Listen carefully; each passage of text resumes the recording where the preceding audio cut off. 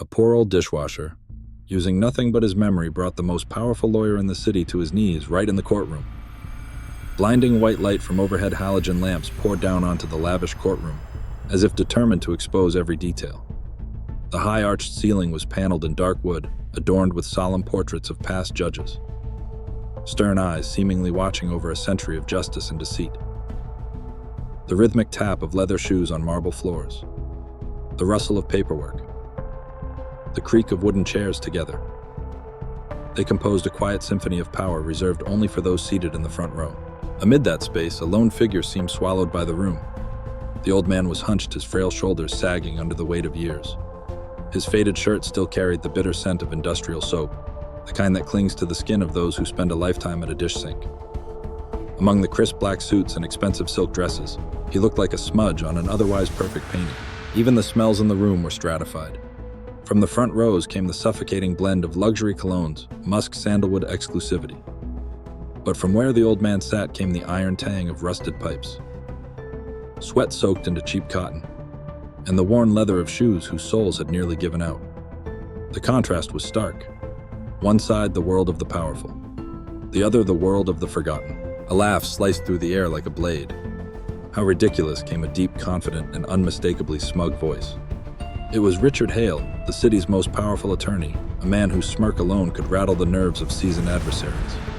The spotlight caught his tailored navy suit, the fabric hugging his broad shoulders, and a red silk tie that slashed across his chest like blood. In his eyes, everyone else was merely a pawn, easily moved, easily discarded. His gaze fell on the old man, a flicker of disdain, a touch of contempt. Richard smiled coldly. What does a dishwasher know about the law? He's no different from a rag in this room present only to serve. Nothing more. A few snickers echoed softly but loud enough to drown the old man in quiet humiliation. He didn't respond, just clenched his trembling hands in his lap. Thin fingers tightened, veins surfacing. His heart pounded, each beat crashing against his chest like a drum. Stay calm. Stay invisible. You're just a shadow in this room, he told himself. But the memories surged.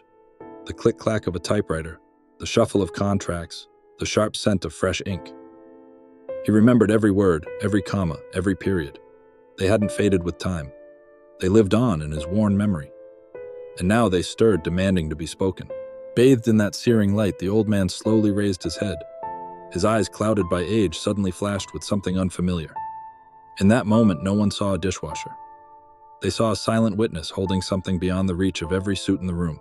Then came the voiceover, like a whisper echoing from behind the screen. Sometimes a forgotten word in a contract can determine the fate of an entire legal empire. A heavy silence followed. The only soundtrack was the pounding of a heart. The imaginary camera slowly panned from the old man's cracked hands to Richard Hale's self-satisfied face. And then the question dropped sharp as a blade. Can a poor dishwasher bring down one of the city's most powerful lawyers?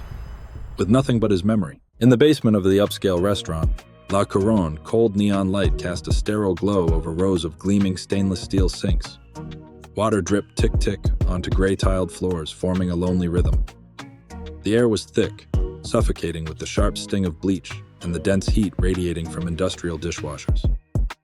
Rough, trembling hands, red and swollen from scalding water, and chemicals carefully scrubbed a glass until it gleamed clear. It was the same task Miguel had performed for over 3 decades. He was past 65. His back curved into the shape of a question mark, the punctuation of a life lived in quiet submission. His shirt, long faded, frayed at the seams, a testament to unwavering toil. The smell of bleach clung to his clothes, seeped into his silver hair. His heartbeat thudded slowly, steadily, long accustomed to the monotony. No one remembered his name except on a payroll slip. Miguel rarely spoke. He was a shadow drifting through other people's lives without leaving a trace. Only the soft swish of a cloth on plates, the heavy breathing as he lifted trays, and the hurried footsteps of younger waiters rushing past, barely noticing him.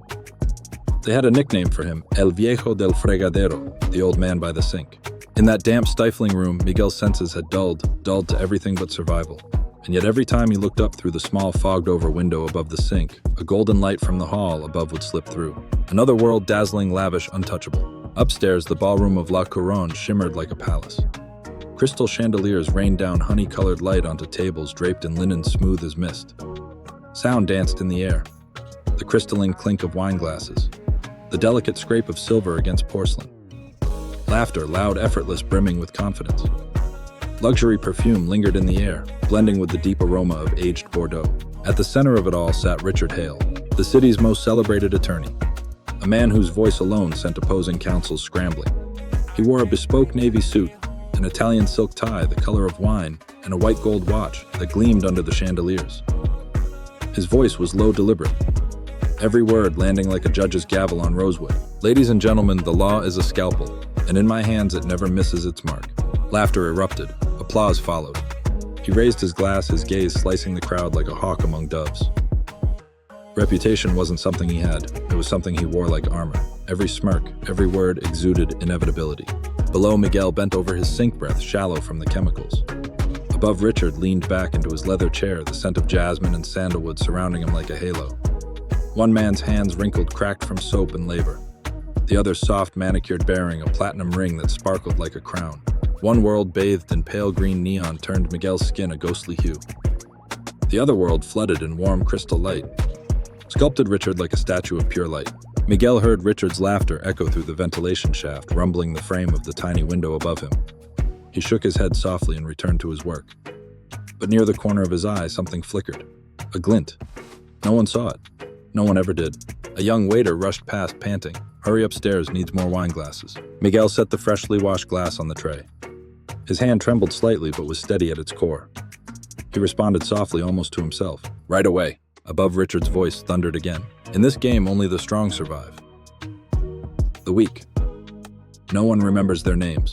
And in that moment, the line between two worlds, wealth and poverty, power and invisibility, briefly intersected. And the audience, wherever they stood in that chasm, saw the contradiction clearly. An old man forgotten in the shadows below, and a self-crowned king basking in the spotlight above. In the grand hall of La Couronne, luxury painted every inch like a canvas brushed with gold.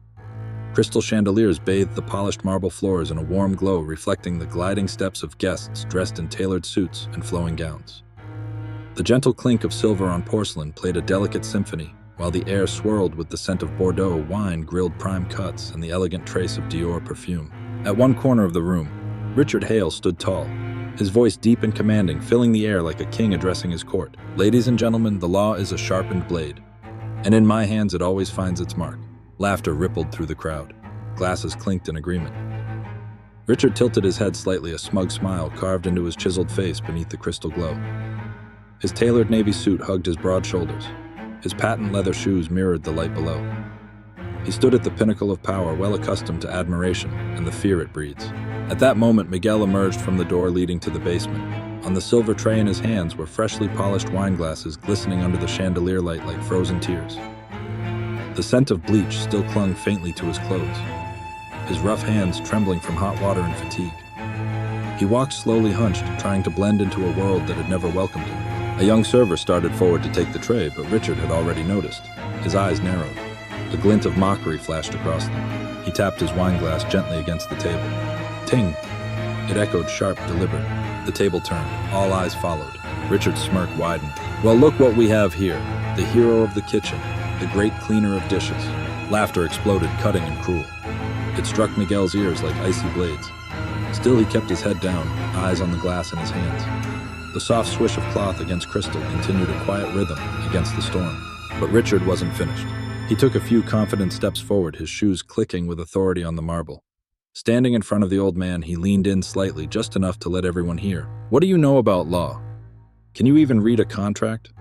Or is your entire life spent scrubbing away the filth of others?" Laughter thundered again, this time louder, echoing off every corner. The sound mingled with clinking glasses and shifting chairs, a grand chorus of mockery. Miguel clenched the rag in his hand.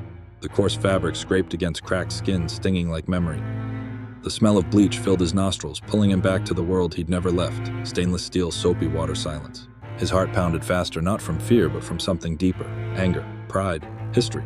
He lifted his head for just a moment, and in his age-clouded eyes, something sparked a flicker of fire beneath the ash. Then quietly, he looked back down and kept polishing. A guest turned to Richard, mock curiosity in their tone. "Does he even know what you're saying?" Richard scoffed coldly. "No men like him don't know. They only bow their heads. No education, no future. Born to serve." Laughter again, but not all of it rang true this time. A few gazes shifted. Someone caught the glimmer in Miguel's eyes. For a brief moment, silence crept into the laughter. Miguel placed the final glass on the tray. A single droplet slid down the rim and hit the surface tap. A sound so small yet sharp as a bell. He said nothing. Just bent his back again, lifted the tray hand, still trembling with exhaustion. But in his eyes, for the briefest second, a different story was told. Not of an old man who scrubs in the shadows, but of someone who still carried something inside him. Something no one expected, something no one had seen, one had. Yet, in the opulent ballroom of La Couronne, the dinner party reached the moment Richard Hale relished most his own performance. With a glass of deep red wine in hand, he stood at the center of the room. The chandeliers showered golden light across his silver-streaked hair and his impeccably tailored suit.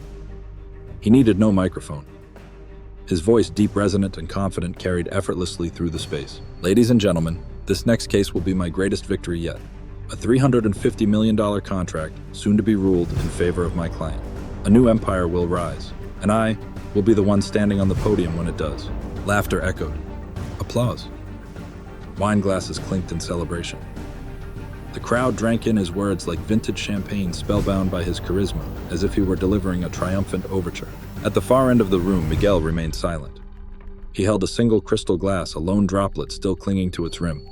He wiped slowly the cloth, turning in a steady rhythmic circle like a heartbeat, trying to remain calm. But then he heard it, a sound he knew intimately. Words. Richard was showing off, reading from the contract to prove just how brilliant he was. The crowd didn't understand the legal jargon, but they applauded anyway. Clause 14 regarding financial security obligations. That's the hidden gem. Thanks to this clause, my client will squeeze their opponent like a steel vice. More laughter followed, but Miguel froze. Clause 14. The phrase struck his memory like a mallet against a long-sealed vault. The smell of bleach on his shirt faded. In its place, old paper typewriter ink, the clack-clack of keys from another lifetime. His fingers trembled not from fatigue, but from recognition. The chandelier light struck the glass in his hand, sending a bright gleam across the room. A droplet fell tick onto the cloth. His heart pounded. His throat tightened. He set the glass down on the tray, deliberate, steady. Then, almost without thinking, he whispered, Clause 14. Exempts payment if a third party guarantees the contract. The words were quiet, barely audible. But just then a fork struck a plate a little too hard and silence followed. A pause. Long enough for those nearby to hear. They turned toward the voice. A guest furrowed their brow. What did he just say? About Clause 14. Whispers stirred, spreading like ripples on water. Eyes began to turn toward the old dishwasher. Richard spun around, his eyebrows arched high in surprise. Then he laughed. Loud, booming, theatrical. Did you hear that our dear dishwashing friend here is giving us a legal lecture? How delightful. A man who smells like bleach dares to quote clauses from an international contract worth hundreds of millions. The audience chuckled, but the laughter wasn't quite the same. There was hesitation in it, a tinge of discomfort, because what Miguel had said sounded oddly specific. Miguel said nothing at first. Then slowly he raised his head. His eyes, faded by time, now glowed beneath the warm chandelier light. His voice was low, trembling, but unmistakably clear. I heard you misread it. Clause 14 doesn't protect your client the way you think. There's an exception. And that exception will destroy your argument in court. The room fell dead silent. Miguel's breath was loud in his own ears, as if it echoed with everyone else's heartbeat drawn tight like a string near snapping. Richard clenched his jaw, his fake smile tightening. Senile nonsense. That contract was drafted by some of the best minds in the field. He's a madman. Ignore his mumblings. But a woman near the front whispered. Still, he quoted it exactly. Murmurs grew louder. Faces turned. Curiosity bloomed, some startled, some skeptical. The spotlight was no longer on Richard. It had shifted to the old man with the silver tray. Miguel lowered his head, inhaled slowly. The chill of the metal tray met his fingers. He could hear the thrum of blood in his ears. Then, rising with unshakable calm, he said, Clause 14, line 2, page 47. I remember every comma, every word, because I was the one who typed it. The statement didn't end the night, but it cut through it like a blade slashing the fabric of Richard's arrogance. The ballroom held its breath, and in that stillness the illusion cracked. The lavish ballroom of La Couronne suddenly sank into stillness, as if every sound had been suspended in midair. The clinking of cutlery, the laughter, the gentle swirl of wine and crystal glasses vanished. All that remained was a pounding heartbeat like war drums echoing in Miguel's chest. He stood motionless, both hands resting on a silver tray. The chandelier light bathed his weathered face, a face that had seen more than 60 winters. The stinging scent of bleach still clung to his clothes, sharp in his nostrils, but now mixed with it came something else, faint but vivid.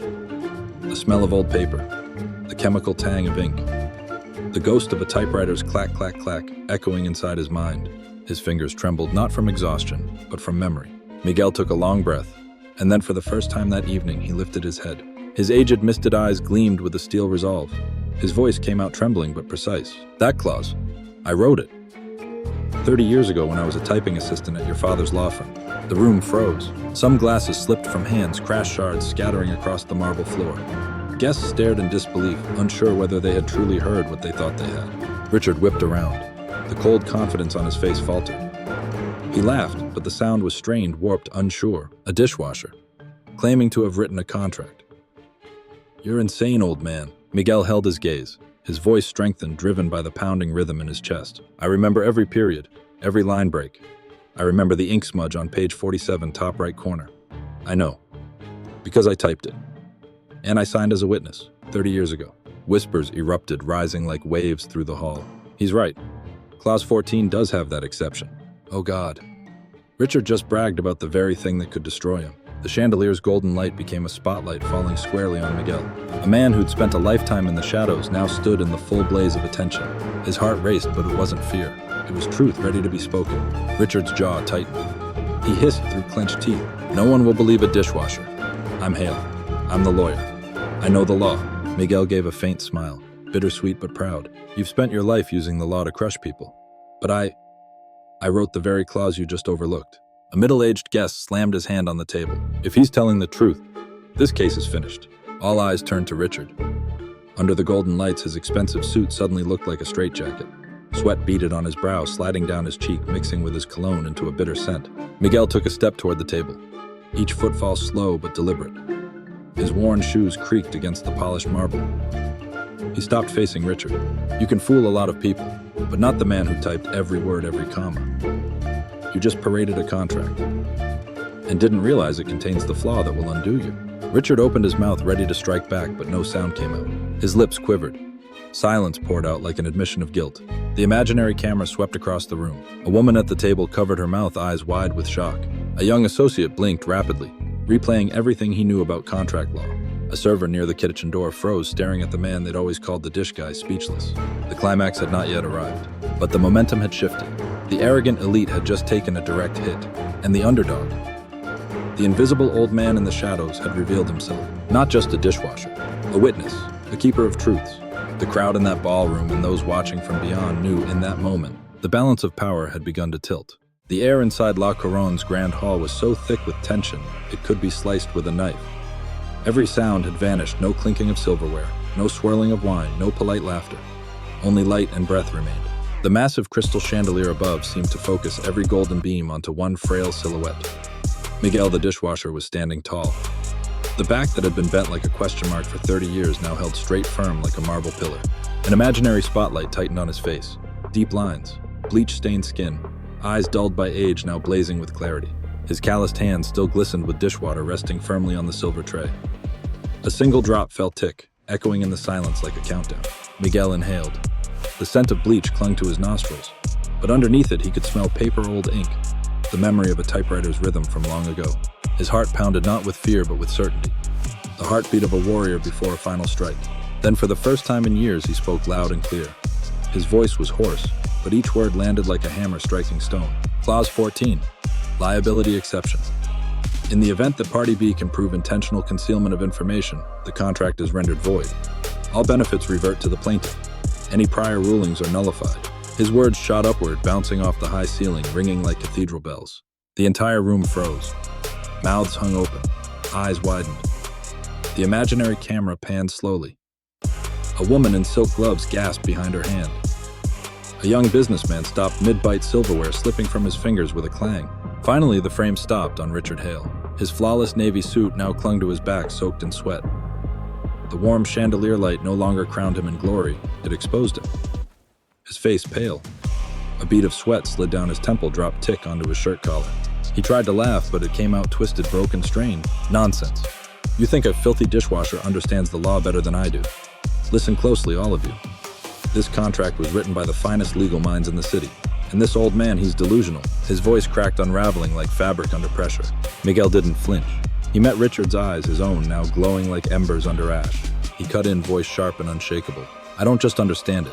I remember every word. Because I typed it. A collective gasp swept through the ballroom. The young server near the kitchen nearly dropped his tray. Flashbulbs erupted, click, click, click. journalists now scrambling to capture history. Richard flailed, trying to regain control. "You're being fooled. He's just a deluded old man. He has no proof." Miguel stepped forward. His worn shoes creaked on the marble floor. He raised a hand and pointed directly at the thick contract in Richard's trembling hands. "The proof is right there. You just read it aloud. And you just slipped the noose around your own neck." The crowd stirred. A young attorney murmured, eyes narrowed. "If there's an exception for concealment, the contract is void." Whispers spread like wildfire. Every gaze shifted toward Richard. He tugged at his collar. Sweat soaked through his shirt, his power melting. Miguel spoke again, now steady, resolute. "You mocked me for being illiterate. You mocked these hands for scrubbing filth. But these same hands once typed the clause that now burns your legacy to ash. You used the law to destroy others. Tonight the law destroys you." Applause erupted from the back of the room. A ripple at first, then a wave. Cheers joined it. People stood. The sound filled the space like thunder after lightning. Richard trembled. He clutched the contract so tightly the pages crumpled. He screamed, voice cracking. "No. No one believes a dirty old man who spent his life washing dishes. I'm Richard Hale. I'm the top lawyer in this city." But his voice was drowned out by applause, by footsteps shifting, by the click of cameras capturing his downfall. No one looked at him with awe now, only judgment. And they turned to Miguel not with pity but with respect. Miguel stood tall, breathing deeply. The golden light fell across his face, not as spotlight, but as recognition. He didn't need to yell. He didn't need to boast. He had spoken truth. And tonight, truth had shattered an empire. The imaginary camera panned one last time. Richard head down, hands trembling. Guests leaving their tables, shaking their heads, not sparing him another glance. Miguel silent, unmoved. But the entire hall now bowed in their hearts before him. The underdog had risen, and every viewer, whether in that room or watching from afar, felt something deep in their chest, a breath of relief, a spark of hope. The reminder that sometimes justice doesn't wear a suit. Sometimes it lives in the memory of a forgotten old man. The ballroom of La Couronne erupted in chaos after the takedown. Applause thundered. Chairs scraped across the marble floor. Cameras flashed like lightning. The sound was a storm. But at the eye of it stood a man silent, frozen, clutching the last of his crumbling pride, Richard Hale. His once immaculate navy suit was now wrinkled and drenched in sweat. The silk tie hung askew like a noose made of ego.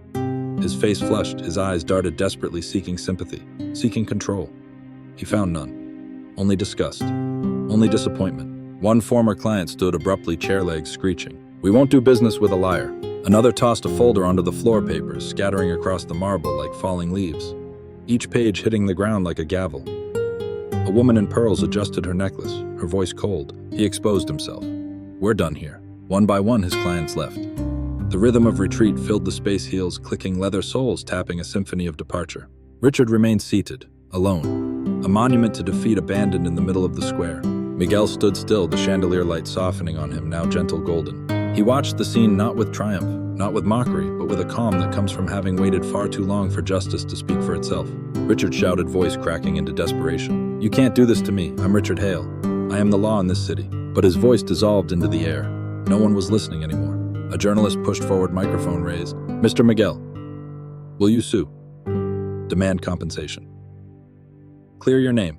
Miguel turned slowly, still wearing the same faded shirt, still bearing the scent of bleach, still with calloused hands and quiet dignity. He smiled, a gentle smile, humble but powerful. "Justice doesn't wear a suit. It only needs the truth." The room stilled, then exploded. Applause louder than before.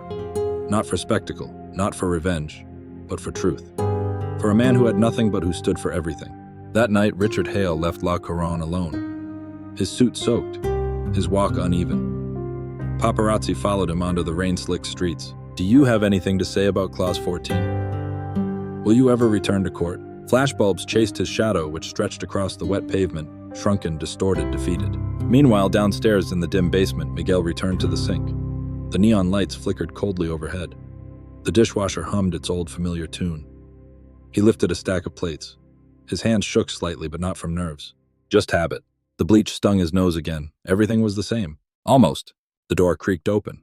A young staffer, one who usually grumbled, stepped inside. His eyes lingered on Miguel. Something flickered. "Respect," he said quietly. "Let me help you, Mr. Miguel." Miguel looked up. His old eyes shimmered beneath the sterile glow. He nodded, smiled. Water splashed into the basin. Dishes clinked softly. But the sounds didn't feel menial anymore. They were music. Outside passers-by stopped at the frosted glass of the kitchen door. They glanced in not past him, but at him. Their eyes softened. Some even placed hands over their hearts, paying quiet homage to the man who once washed dishes, and then stood taller than giants. Miguel wiped down another glass, but this time his hands were steady. His heart was light. He didn't need headlines. He didn't need applause. He only needed one thing, to know that tonight, truth had won. And in the pale neon light, his eyes no longer held the weariness of a man defeated, but the quiet, luminous strength of a man who had given a room full of strangers something rare: faith. In the basement kitchen of La Couronne, life returned to its familiar rhythm. The industrial dishwasher hummed softly. Hot water pounded against steel. Steam rose like mist. The air was still thick with bleach and soap, but something had shifted. The cold was gone. Now the room felt warmer, softer, like the quiet exhale of someone who had finally released a burden. Miguel stood at the same sink he'd worked at for decades, an old rag in his hand. Calloused fingers moved in slow, practiced strokes. On the silver tray beside him, just one final glass. A crystal glass, clear, flawless. It shimmered beneath the harsh neon light, like an uncut diamond waiting to be seen. He lifted it gently, tilting it ever so slightly, letting the light pass through. And somehow in that moment the glass sparkled, not like something meant for wine, but like truth itself caught in a rare beam of recognition. He turned it in his hand. Droplets of water clung to its surface, refracting glimmers of light like stars. His heartbeat slowed. Steady. Peaceful. Each stroke of the cloth whispered softly, "Truth, truth, truth." To the audience, the moment was simple but cinematic. An old dishwasher, forgotten by most, now holding in his hands the very symbol of truth, letting it shine in the shadows. Above, the legal empire had collapsed. Richard Hale had lost everything: his clients, his reputation, the arrogance that once protected him. Below, Miguel gained nothing. No press conference, no paycheck. All he had was the truth finally spoken. That was enough. It was the ultimate paradox. One man had everything, then lost it in seconds. Another had nothing but held on to the one thing that mattered: the truth. The final image. Miguel places the polished glass on the tray. Light shines through it, breaking into a quiet rainbow across his face. The wrinkles etched in his skin no longer seem tired. They're the carvings of time, of patience, of memory. Like a diamond, his worth had always been there. It just took the right light to reveal it. He whispered not to anyone but to himself. Yet the audience hears it loud and clear. Justice doesn't need a suit. It only needs the truth. And with that, the story ends. Not with thunder, but with quiet triumph. A human message to the audience. Truth can come from the most unexpected places. A dishwasher, a forgotten clause, a trembling voice that dared to rise. Never underestimate the quiet ones, because sometimes they hold the key to changing everything. In a world full of chandeliers and spotlight, the real diamond may be waiting quietly in the shadows, just waiting to be seen. Your turn. Do you believe a single sentence can bring down an empire? Share your thoughts in the comments below. And if this story reminded you of the quiet strength of truth, like, share. Subscribe to help us spread more stories like this. Underdog tales where something small yet powerful changes the world.